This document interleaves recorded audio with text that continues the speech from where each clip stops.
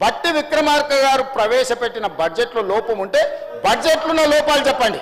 వ్యక్తిగతంగా బట్టి గారిని టార్గెట్ చేసి మాట్లాడే అవసరం ఉందా అధ్యక్ష? అంటే ఈరోజు ముఖ్యమంత్రి ఇవ్వలే, ప్రతిపక్ష నాయకుడు హోదా ఉండనివ్వలే, ఇవాళ ఉప ముఖ్యమంత్రిగా బడ్జెట్ ప్రవేశపెడితే ఆ బడ్జెట్ను అవమానించే విధంగా, ఆ మనిషిని అనుమానించే విధంగా ఈ రోజు వీళ్ళ వ్యవహార శైలి ఉన్నది అధ్యక్ష. ఇది తెలంగాణ సమాజానికి మంచిదా అని నేను అడుగుతున్నా అధ్యక్ష.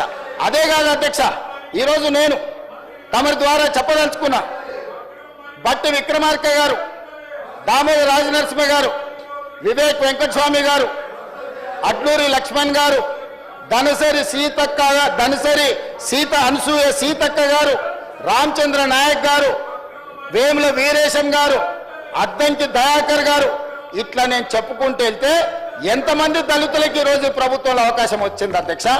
అంతెందుకు అధ్యక్ష, దళితులను చిన్న చూపు చూసే చంద్రశేఖరరావు గారికి కనువిప్పు కలగాలి, ఆ దళితుడు ముందు చేతులు కట్టుకొని నిలబడాలని తమరిని స్పీకర్గా కుర్చీలో కూర్చోబెట్టినాం అధ్యక్ష. ప్రతి క్షణం ఏ దళితులనైతే చంద్రశేఖరరావు గారు వారి పార్టీ అవమానించిందో ఆ దళితుడు ముందు నాకు మైకు కావాలి, మీరు కరుణించండి, మీరు దయ చూపండి, ఇన్నాళ్ళు నేను చేసిన పాపాలకు ఈనాడు శిక్ష అనుభవిస్తున్నా అని మీ ముందల చేతులు కట్టుకునే విధంగా మిమ్మల్ని ఈరోజు స్పీకర్గా మా ఎమ్మెల్యేలందరూ మా పార్టీ తమని ఆ కుర్చీలో కూర్చోబెట్టారు అధ్యక్ష. అందుకే ఈరోజు ప్రధాన ప్రతిపక్ష నాయకుడు సభకు వస్తలేడు. ఎందుకంటే ఒక దళితుడు ముందు నిలబడి నేను మైక్ అడగాలనా, ఒక దళితుడు పైన కూర్చుంటే నేను కింద కూర్చోవాలనా, దొరబిడ్డనై ఉండి దళితుడు ముందు కింద కూర్చోవడం ఏంది అని ఈరోజు సభకు రావడం లేదు. అది వారి విజ్ఞత, అది వారి ఆలోచన.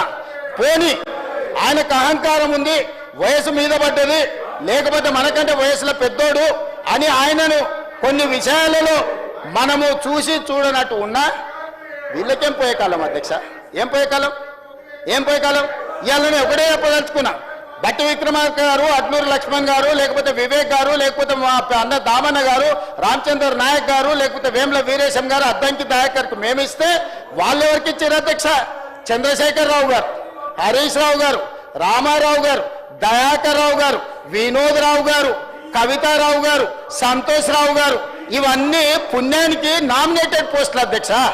ఎన్నికల్లో నిలబడి గెలిచొచ్చోడు గురించి నేను మాట్లాడదలుచుకోలే, కానీ ప్రభుత్వ పెద్దగా అధినేతగా, పార్టీ అధినేతగా పెద్దగా నిర్ణయాలు చేసేటప్పుడు ఓ దామోదరరావుకు రాజ్యసభ ఇస్తాడు, ఓ సంతోష్ రావుకు